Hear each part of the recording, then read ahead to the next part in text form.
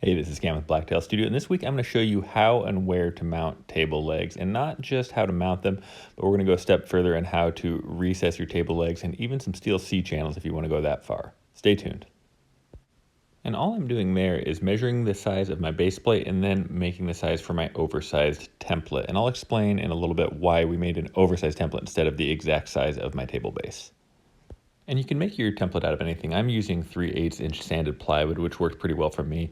And then I'm just gonna go ahead and attach it with painter's tape to the wood and then hot glue to the plywood. And that'll prevent that hot glue from really sticking to the wood, making it hard to remove. Matt Cremona did a really good video on brass bushings and router bits. And so I won't go too deep into that, but I will tell you I'm using a 1/2 inch router bit and a 3/4 inch bushing, which means I'm gonna have to make my template a 1/4 inch oversized, just that 3/4 inch minus the 1/2 inch. So that's the oversimplification, but definitely go check out Cremona's video on the router bits and bushings for a kind of a deeper dive and understanding and how to use them. Since wood expands and contracts primarily across the grain, I made the width of my template 3/4 of an inch wider than my mounting plate of my base plate. And that was a 1/4 inch for the router bit and bushing, and then another 1/2 inch to allow a 1/4 inch of room on either side of my mounting plate of my base plate when it's installed. You don't need to allow for quite as much room for expansion and contraction front to back as you do across the grain. So for that, I added a 1/2 inch to the width of my base plate. So 1/4 inch for the router bit and bushing, and then just another 1/8 of an inch on either side, just to allow a little bit of room on that base plate when mounted. And you can see exactly how much room I left for expansion and contraction. It's a good 1/4 inch on either side, left and right, and then just about an 1/8 of an inch front to back.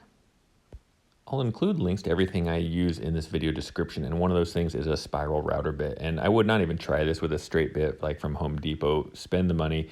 A good spiral router bit will more than double the power of your router because it would take forever with a cheap Home Depot router bit. And you can do some pretty cool things with these router bits and bushings. And I also installed steel C-channels on the underside of my table. And I have a full video on how to install and why to install these steel C-channels in these slab tables. So I'll also include a link to that in the video description below, but the same principles apply to using these router bits and bushings for inlaying just about anything.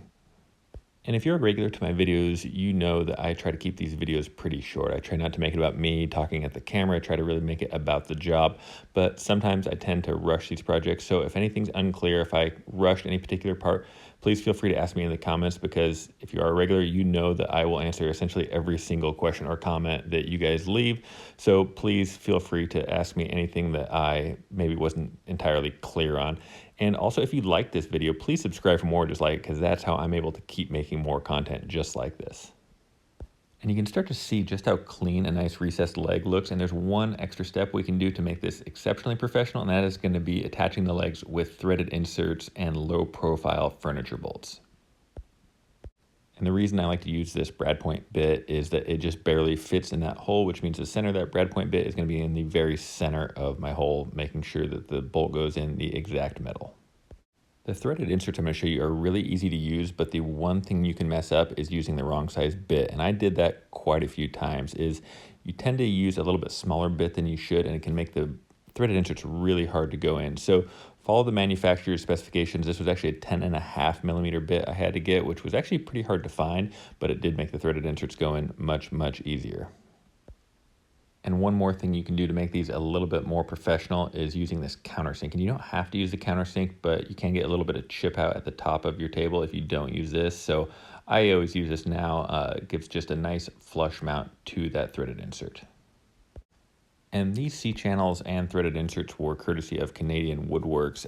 If you want just an Amazon link, I'll include an Amazon alternative, although Amazon does not sell the steel C-channels, so you will have to get those from Canadian Woodworks. I don't know that wood glue is necessarily the best glue to use. I have been told that CA glue actually bonds better when using wood to metal, but I like it for a little bit of lubrication, and then it just helps hold it a little bit tighter in place.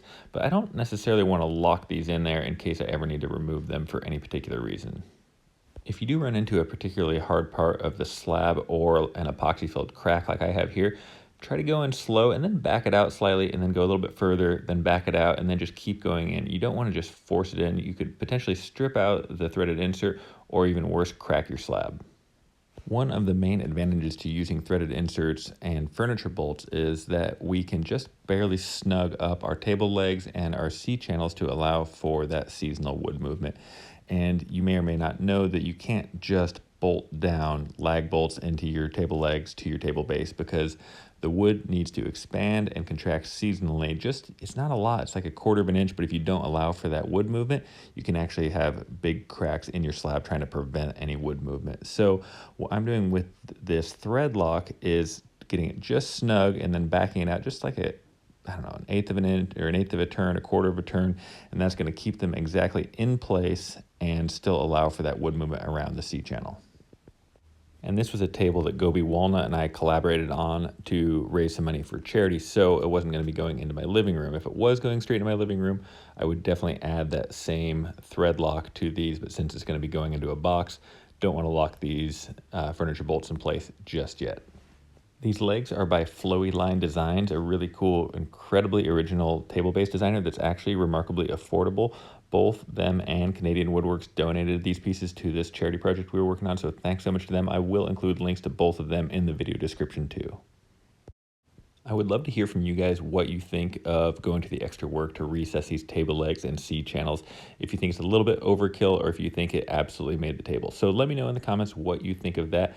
And also every week I like to give a little bit of credit to the people that make it all the way to the end of the video. So this week, start your question or comment with your favorite species of wood. And that way I will know you watched the entire video, and I promise I will get to all of your comments first. So thanks so much for watching the whole video. Please subscribe for more videos just like this one. Thanks again.